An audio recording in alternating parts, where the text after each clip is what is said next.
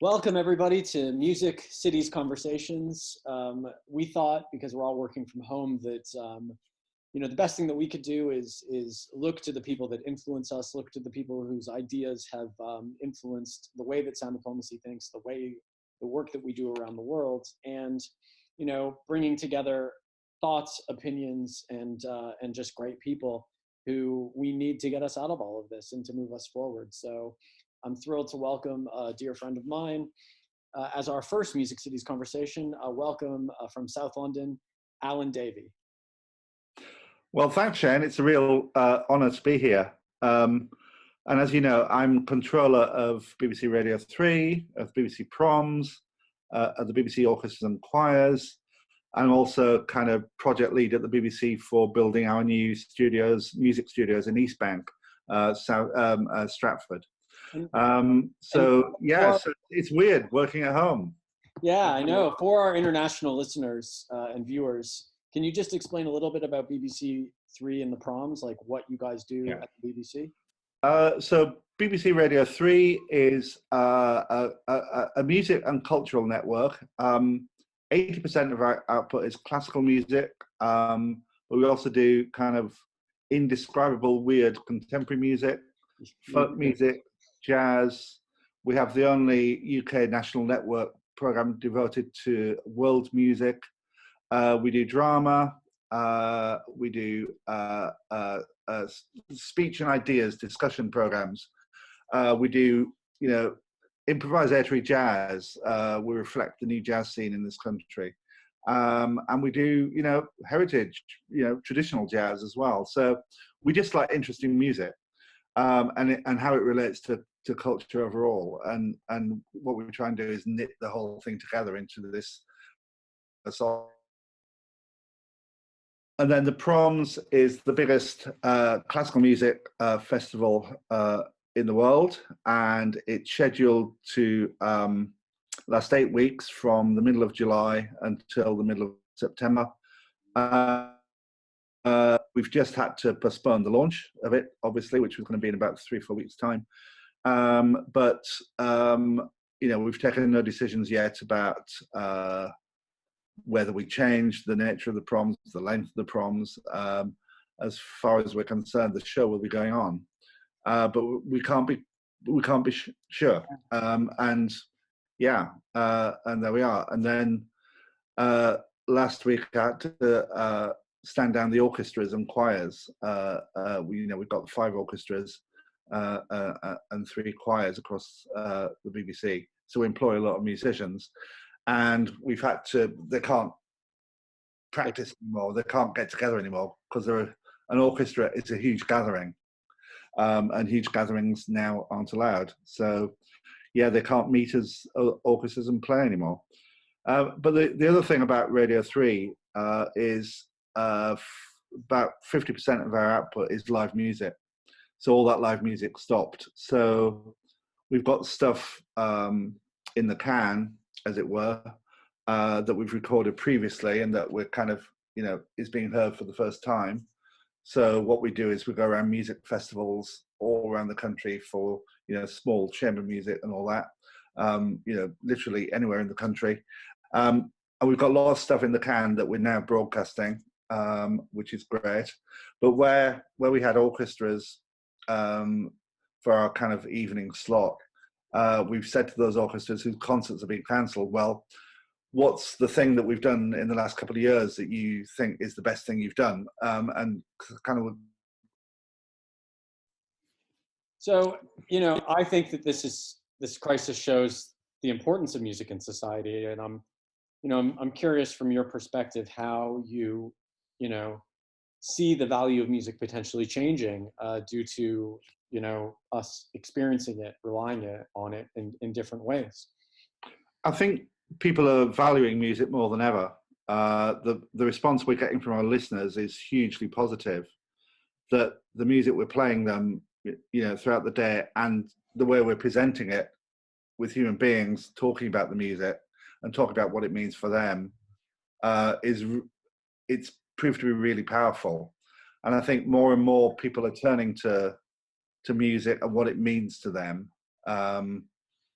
to kind of help manage their mood, which could be, fear, Yeah. just uncertainty. And music can kind of help, ground you in all that. A favorite piece of music that you hear and you haven't heard for a while, it can just take you, to a right place. I remember, and I've said this to the team that produced all the music for us. After 9/11, I was in Washington on holiday and was sent to New York to work. And after about 5 days, where it was frantic and all the streets were quiet and it was kind of weird atmosphere, I just heard a piece of music in a shop on Third Avenue, and it just kind of hit me from behind, and I had to kind of, sit down. It was a piece of Elgar's First Symphony, and it just reminded me of Britain and home, and where I couldn't get to because there were no flights or anything, and was kind of trapped. And that's what's happening with people. Music's kind of making them think of other things and think and consider things and consider other people, and it also brings people together. And what's been great is the way musicians have been on the internet just playing and offering what they do. And I think, and I hope, we're going to really value music and musicians much more, the role of music in our lives, because it's been, in terms of live music, it's been taken away. And it's only when it gets taken away you realize how amazingly valuable that is, and how, what a wonderful experience it is being in a room with a lot of people enjoying something amazing. Yeah, I always, when I write, I always say clean water is only important when you don't have it. It's and it goes back to kind of I'm curious if you could, what you think about, what we need to change, because if we value music more in the way that you're talking about, and I feel the same way, then we need policies that reflect it. And I know that you actually are a policymaker in your past, I'm curious, what you think the appetite is going to be to think about music differently, or is this just going to pass and we're going to go back to whatever it was the way we were?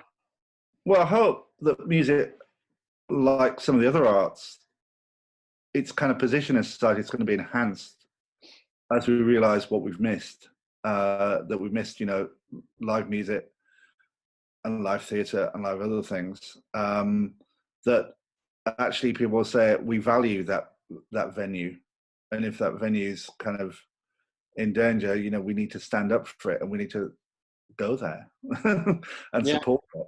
And actually, music making in a public sense, it has a value, and I hope people are going to kind of appreciate that, and I hope policymakers will appreciate how music is part of the warp and weft of society, and how music making is part of what makes society bearable. So what would be your positive? What would be your kind of top change or top two changes? Like we've been talking about reimagining the music education system, because it's just not fit for purpose if we value music this much, or treating small music venues the same way we treat opera houses and concert halls, and provide them with some treating all music venues as valuable, and also realizing what it can do for individuals and why it matters in the education system. So what I hope is that music and art in general will be kind of higher up in people's minds, particularly of policymakers. And that where I still, in my old job as a policymaker, I'd have some very powerful arguments, I think. But the other big thing is how we support individual musicians who are freelancers and need to live. I know, my guitar teacher, whose livelihood, he's a gigging jazz musician. His livelihood's currently not there. And how can we support people like him in the future?